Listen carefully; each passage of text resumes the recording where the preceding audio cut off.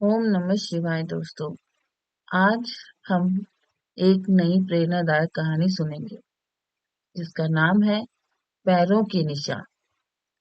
जन्म से ठीक पहले एक बालक भगवान से कहता है, प्रभु आप मुझे नया जन्म मत दीजिए। मुझे पता है पृथ्वी पर बहुत बुरे लोग रहते हैं। मैं वहां नहीं जाना चाहता। और ऐसा कह वह उदास होकर बैठ गया। भगवान स्नेह पूर्वक उसके सर पर हाथ फेरते हैं और सृष्टि के नियमानुसार उसे जन्म लेने की महत्ता समझाते हैं। बालक कुछ देर हठ करता रहा, पर भगवान के बहुत मनाने पर वह नया जन्म लेने को तैयार हो जाता है। ठीक है प्रभु, अगर आपकी यही इच्छा है कि मैं मृत्यु लोक में जाऊं तो वही सही, पर जाने से पहले आपको मुझे एक वचन देना होगा। बालक भगवान से कहता है। भगवान ने बोला, बोलो पुत्र, तुम क्या चाहते हो? बालक ने कहा, आप वचन दीजिए कि जब तक मैं पृथ्वी पर हूँ तब तक हर क्षण आप भी मेरे साथ होंगे। भगवान कहते हैं, अवश्य ऐसा ही होगा। फिर बालक ने कहा, पर पृथ्वी पर तो आप अदृश्य हो जाते हैं।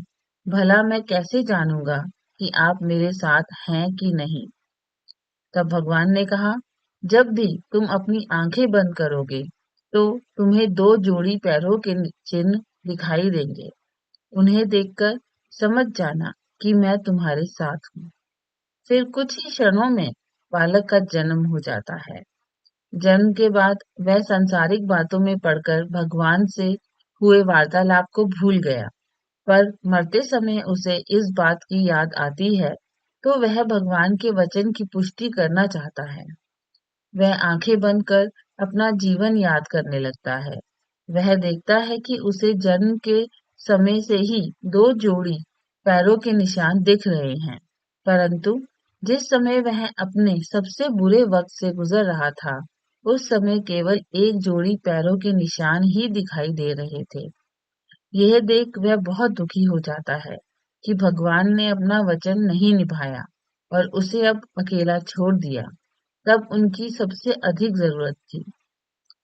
मरने के बाद वह भगवान के समक्ष पहुंचा और रूठते हुए बोला, प्रभु आपने तो कहा था कि आप हर समय मेरे साथ रहेंगे, पर मुसीबत के समय मुझे दो की जगह एक जोड़ी ही पैर दिखाई दिए। बताइए आपने उस समय मेरा साथ क्यों छोड़ दिया?